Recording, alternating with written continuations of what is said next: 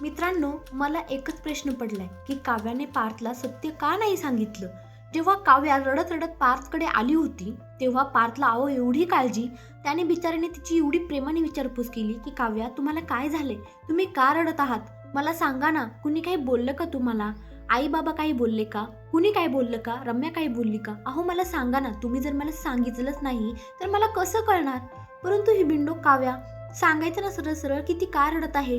पार्थ तिला किती प्रेमाने जवळ घेणार होता, परंतु काव्या तिला काही बोललीच नाही. काव्या रडली फक्त आणि बोलली की सॉरी, मी चुकून तुमच्या जवळ आले, असं समजा की मी आलेच नाही.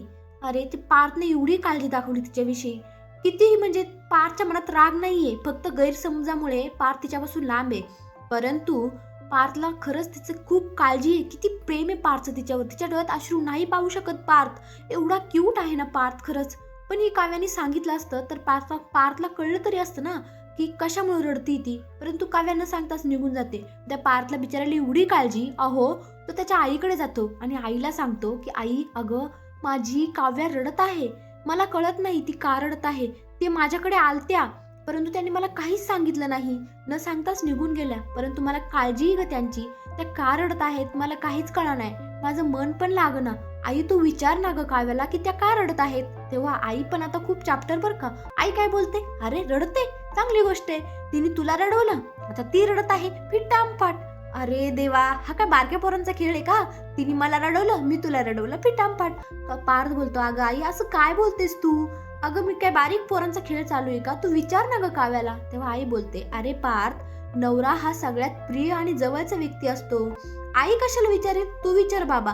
मी रडत असल्यावर माझा नवरा विक्रम माझ्या जवळ येतो, माझी विचारपूस करतो, माझं रडणं थांबवतो, मी कोणत्या कारणामुळे रडतोय ते कारण संपून टाकतो, आणि तू मला सांगतोय, तू तुझी बायको आहे, तू बघून घे बाबा. आता पार्थला ही काळजी वाटते आणि पार्थला वाटतं की खरंच काव्या एवढं रडत आहे, मी जाऊन काव्याची विचारपूस करायलाच हवी. मग जेव्हा पार्थ हा काव्याकडे जातो तेव्हा मात्र काव्या खूप रडत असते बिचारी, तिला काहीच समजत नाही. खरंच गुरुजींनी जे सांगितलं ते खरं होईल का, बाकीत जर खरं ठरलं तर मी पार्थला गमावू नाही शकत. आणि त्यामुळे तिला आता असं आठवतं की मी जीवाला फोन करून बोलावं, म्हणून ती जीवासोबत कॉलवर बोलत असते. आणि जीवा, खरंच जीवा इतका ग्रेट फिलॉसॉफर आहे ना, जीवासारखं नॉलेज कुणी देणारच नाही, पार्थला सुद्धा देता येणार नाही. खरंच एखाद्याला समजून सांगावं ना तर जीवासारखं. काय ग्रेट कला आहे जीवाकडे, किती सुंदर आणि छान पद्धतीने समजून सांगतो जीवा. जीवाने आता काय समजून सांगितलं तेच मी तुम्हाला सांगते. जीवाने तिला समजून सांगितलं की काव्या, जे काही होतं ते चांगल्यासाठीच होतं. असं आतापर्यंत आपण सगळ्या गोष्टी अनुभवल्यात. जसं बाबांना हार्ट अटॅक येणार होता तेव्हा सुद्धा आम्ही सगळ्या टेस्ट करून घेतल्या, त्यामुळे पुढचा धोका टळला. तुला सांगितलं की तुला अग्निपरीक्षा द्यावी लागेल, परंतु तुझ्यातले सगळे वाईट दोष म्हणजे ते तू चिडचिड करायची, रागवायची, सगळं निघून गेलं आणि एक प्युअर काव्या उरली.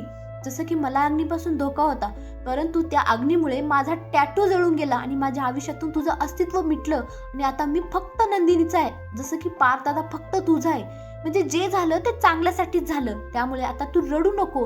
आणि रम्याचं पार्थ दादासोबत लग्न कसं होणार नाही, कारण लग्न होणार आहे हे गुरुजींनी सांगितले, पण ते कसं होणार नाही हे आपल्या हातात आहे.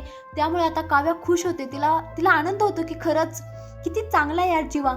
मात्र ती काव्या मात्र पार्थ हे सगळं बोलणं ऐकत असतो, म्हणजे दारात उभं राहून सगळं काही ऐकत असतो आणि त्यालाही आतून खूप काय म्हणतात तळमळ वाटत असते. कारण जीवा बोलत असतो की युनिव्हर्सने आपल्याला मिळवलंय, पण कुणासाठी, मला नंदिनीसाठी आणि तुला आपल्या माझ्या पार्थ दादासाठी. आणि काव्या ही आता उठून युनिव्हर्सकडे प्रार्थना करते आणि देवाला बोलते की देवा, काहीही झालं तरी मी पार्थला गमावू नाही शकत, पार्थ फक्त आणि फक्त माझे आहेत, मी त्यांना दुसरं कोणाचं होताना पाहूच शकत नाही.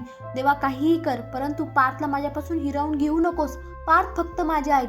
आणि इकडे आता मात्र जीवा नंदिनीचं विस्कटलं हो नातं. काय झालं काय माहिती अचानक नंदिनीला. इकडे जीवा त्या गुड्डूला सांगत आहे की प्रेमात आणि युद्धात सगळं काही माप असतं, परंतु नंदिनी येते आणि बोलते की मी तुम्हाला मापच करणार नाही. आता काय माहिती काय होणार, कसं होणार, कमेंटमध्ये नक्की सांगा तुम्हाला काय वाटतं.